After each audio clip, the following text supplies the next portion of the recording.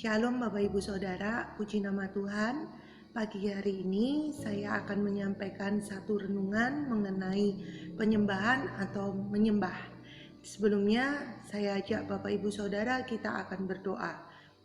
Haleluya Yesus, terima kasih Bapa buat hari ini, hari yang baru Tuhan berikan untuk kami. Kalau sebentar kami akan mengawali hari Tuhan, biarlah Tuhan memberkati kami, membuat kami mengerti hati Tuhan dan membuat kami mengerti apa yang Tuhan mau.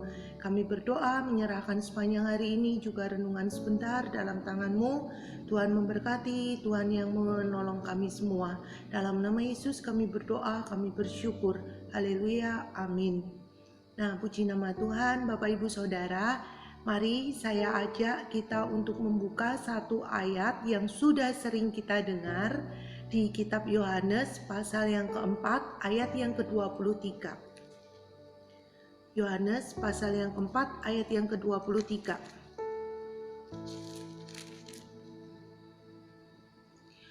Saya akan bacakan Bapak Ibu Saudara, demikian firman Tuhan.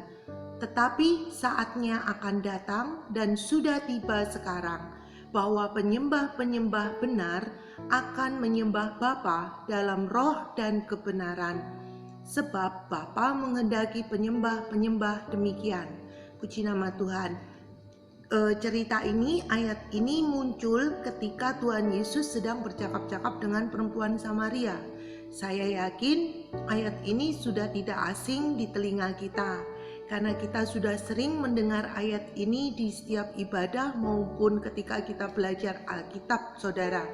Tapi pagi hari ini saya mau sedikit share mengenai ayat ini, saudara. Di sini dikatakan Tuhan Yesus ngomong sama perempuan Samaria bahwa tetapi saatnya akan datang dan sudah tiba sekarang bahwa penyembah-penyembah benar akan menyembah Bapa dalam roh dan kebenaran. Nah, yang saya mau share di sini adalah menyembah dalam roh dan kebenaran, kata Tuhan. Ada dua yang mau saya kupas, saudara, yaitu mengenai menyembah dalam roh dan menyembah dalam kebenaran. Nah, yang pertama, Tuhan katakan penyembah-penyembah yang benar akan menyembah dalam roh. Apa itu menyembah dalam roh, saudara? Yang saya mau sharekan, kita mau buka sama-sama di kitab Roma pasal 8 ayat yang ke-15. Roma pasal 8 ayat yang ke-15, demikian firman Tuhan. Di sini dikatakan, sebab kamu tidak menerima roh perbudakan yang membuat kamu menjadi takut lagi. Jadi kita takut karena kita sedang diperbudak, saudara. Ayat berikutnya katakan, tetapi kamu telah menerima roh yang menjadikan kamu anak Allah. Jadi firman Tuhan mengatakan, kita ini sudah menerima roh. Di sini rohnya huruf besar, berarti itu roh Tuhan sendiri. Ketika kita percaya dan mengaku Yesus sebagai Tuhan dan Juru Selamat, saudara, ada Roh Kudus di dalam hidup kita. Roh Kudus tinggal bersama dengan kita. Ayat selanjutnya mengatakan, oleh roh itu kita berseru, ya Aba, ya Bapa. Nah, saudara, ayat ini menegaskan kepada kita, kalau bukan Roh Kudus, kita tidak akan pernah bisa mengaku Yesus itu Tuhan. Kita tidak akan memanggil Tuhan itu sebagai Bapa kita. Kalau nggak ada Roh Kudus, saudara, jarak antara kita dengan Tuhan, manusia dengan Tuhan itu berasa jauh sekali. Tuhan yang kudus dan kita yang berdosa, rasanya jauh, saudara. Kalau kita mau datang sama Tuhan, seakan-akan itu ada sesuatu yang layak nggak ya, seperti itu. Tapi firman Tuhan mengatakan, iman kekristenan itu bukan berbicara mengenai yang lain. Iman kekristenan itu adalah Bapa yang begitu besar mengasihi saya dan saudara. Bapa yang memiliki kasih yang besar, mau mencari kita, menjelma jadi manusia hanya untuk mencari Bapak, Ibu, Saudara, dan saya, mencari kita semua untuk dibawa kembali ke surga melalui Tuhan Yesus Kristus. Nah, jadi saudara, Roh Kudus itu diberikan kepada kita yang mau percaya secara cuma-cuma, dan Roh Kudus itu yang akan membantu kita berhubungan semakin dekat dengan Bapa. Bukan lagi dengan jarak saudara, tapi firman Tuhan katakan Roh itu yang membantu kita memanggil Tuhan itu ya Aba, ya Bapa. Jadi hubungan manusia dengan Tuhan bukan lagi jauh saudara, tapi seperti hubungan seorang bapak dan anak. Tidak ada yang namanya mantan bapak, tidak ada yang namanya mantan anak saudara. Anak dan bapak itu menggambarkan hubungan yang sangat erat, sangat dekat. Tidak ada yang bisa memisahkan. Kalau orang dunia bisa bercerai, suami dan istri bercerai, ada yang namanya mantan istri, mantan suami, tapi tidak dengan mantan bapak, mantan anak. Nggak ada saudara. Kenapa? Karena hubungan bapak dan anak itu sangat dekat. Ketika Tuhan bilang akan ada dan tiba saatnya penyembah-penyembah yang benar menyembah dalam roh. Tuhan mengingatkan, sekarang kita ini walaupun kita manusia berdosa, tapi kita ini sudah ditebus. Kita punya Roh Kudus dalam hidup kita. Roh itu yang menjadikan kita anak Allah, dan roh itu yang memampukan kita, membuat kita memanggil Tuhan itu Bapa, yang memampukan kita menghampiri Tuhan selayaknya seorang anak kepada bapaknya. Itu yang Tuhan mau ingatkan. Nah, di mana ada saudara, firman Tuhan katakan gak mungkin bapak yang baik itu memberikan ular ketika anaknya minta roti, memberi batu ketika anaknya minta roti juga saudara. Firman Tuhan katakan gak ada yang memberikan batu ganti roti ketika anaknya minta, apalagi Bapa kita yang di surga. Di sini saudara, Tuhan ingatkan penyembahan itu berbicara tentang hubungan kita, hubungan intim kita dengan Tuhan. Bukan lagi hubungan yang berjarak saudara, tapi hubungan yang intim, selayaknya seorang anak dengan Bapa, selayaknya seorang bapa dengan anak. Tuhan mau gendong kita, Tuhan mau peluk kita, Tuhan mau hubungan yang dekat sama kita. Itulah penyembahan saudara. Jadi kalau kita diajar di gereja untuk menyembah Tuhan melalui pujian, menyembah Tuhan melalui bahasa-bahasa yang Tuhan berikan kepada kita, gak salah saudara. Kenapa? Karena dengan menyembah kita akan semakin intim dan semakin dekat dengan Tuhan. Menyembah berbicara tentang hubungan intim, hubungan yang dekat dengan Tuhan. Apakah menyembah itu hanya kalau kita duduk bersila, duduk bersujud dan berdoa saudara? Enggak saudara, dimanapun kita berada, kita menyembah. Roh itu berbicara tentang nafas kehidupan saudara. Roh, seperti Daud katakan, Daud itu memuji Tuhan 7 kali dalam sehari. Artinya saudara, gampangannya seperti ini. Kalau saya boleh kasih ilustrasi, kita nggak pernah bisa melihat angin, tapi kita bisa merasakan angin. Kita nggak bisa melihat bentuknya udara, tapi setiap hari kita bernafas menghirup udara. Kenapa? Karena udara itu pun bersifat tidak terlihat saudara, seperti roh tidak terlihat. Nah, kalau kita bisa bernafas, setiap saat kita bernafas, begitu juga dengan kehidupan roh kita saudara. Menyembah itu berbicara tentang kita sedang bernafas. Roh itu membutuhkan nafas kehidupan. Apakah kita sebagai seorang jasmani bernafas hanya sesekali saudara? Enggak.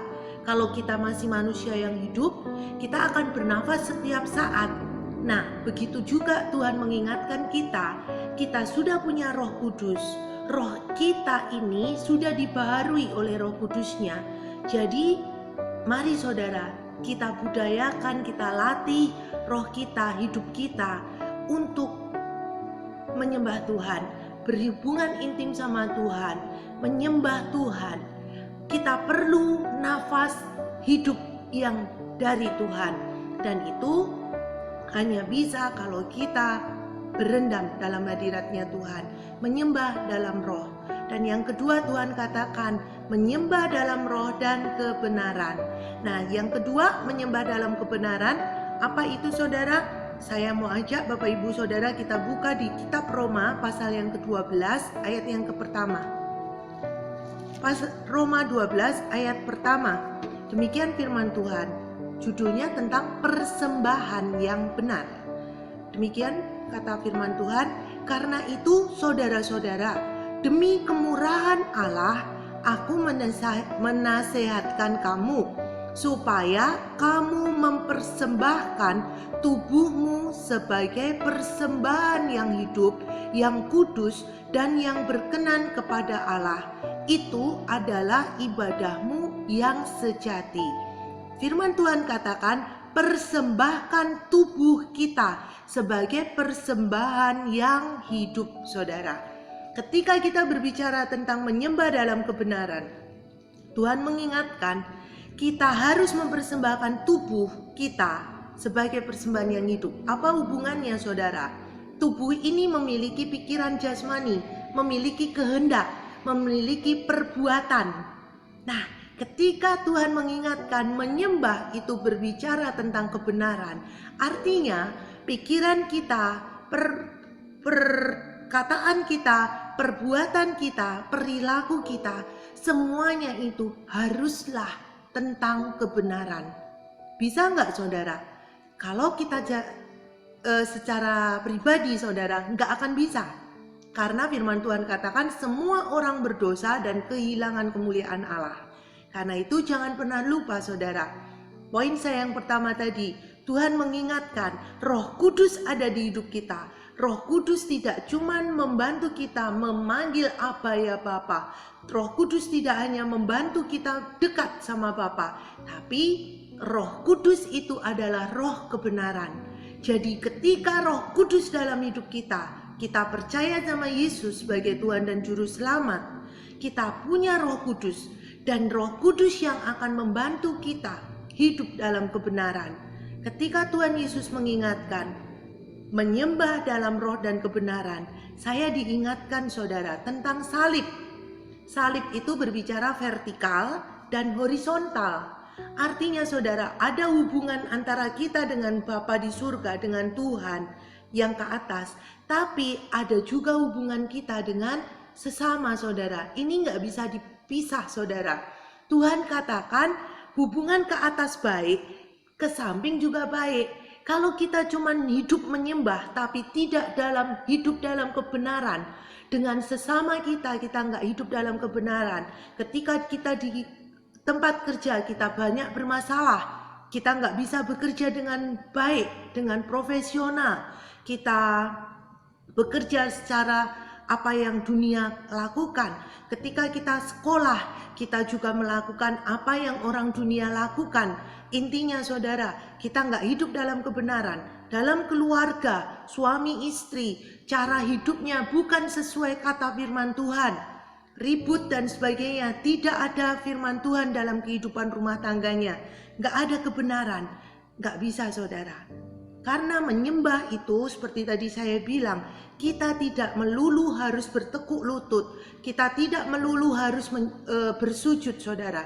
Tapi ketika kita menjalankan kehidupan kita sehari-hari, kita sedang menyembah Tuhan. Nafas hidup 7 kali 24 jam setiap waktu kita bernafas. Menyembah Tuhan pun sama saudara. Dimanapun kita berada, kita menyembah Tuhan. Ketika kita di kantor, makanya saya jadi mengerti saudara, ketika firman Tuhan mengatakan, bekerjalah untuk Tuhan, bukan untuk manusia. Kenapa? Karena Tuhan sedang mengingatkan kita, kalau kamu bekerja untuk aku, kamu itu sedang menyembah aku. Kalau kamu hidup benar, kamu hidup untuk aku. Kalau kamu menjadi terang di tempat yang gelap, kamu sedang memuliakan namaku. Penyembahan itu artinya memberikan suatu kemuliaan untuk Tuhan, memberikan sesuatu untuk dipersembahkan sama Tuhan. Kita membawa sesuatu untuk Tuhan dan semuanya itu hanya tentang kemuliaan Tuhan saudara. Jadi pagi hari ini ketika kita diingatkan Tuhan saudara, menyembah Tuhan, mari kita ingat dengan baik saudara. Ingat benar-benar saya juga belajar saudara, menyembah Tuhan. Kita memang punya hubungan intim dengan Tuhan, ke atas, langsung antara kita dengan Tuhan. Gak peduli lagunya seperti apa, WL-nya seperti apa, karena ini hubungan saya dengan Tuhan. Oke saudara, tapi juga jangan lupakan Tuhan katakan menyembah dalam kebenaran. Kita intim sama Tuhan, dan ketika kita intim sama Tuhan, saya yakin hidup kita pun akan dipenuhi kebenaran, dipenuhi kemuliaan Tuhan, sehingga kita akan dapat hidup dalam kebenaran. Salib saudara. Jadi jangan pernah lupakan ketika kita menyembah Tuhan, otomatis apa yang kita sembah itulah kita. Menjadi apa yang kita sembah. Kalau kita menyembah dunia, kita akan menjadi seperti dunia. Tapi kalau kita menyembah Tuhan, kita akan menjadi seperti karakternya Tuhan, seperti apa yang Tuhan mau.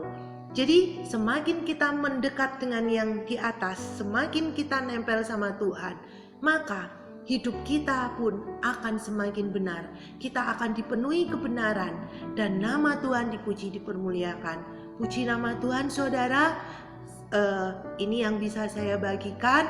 Mari kita sama-sama hidup dalam kebenaran, hidup dalam penyembahan setiap waktu, setiap saat untuk kemuliaan nama Tuhan. Selamat beraktivitas, Tuhan Yesus memberkati. Amin.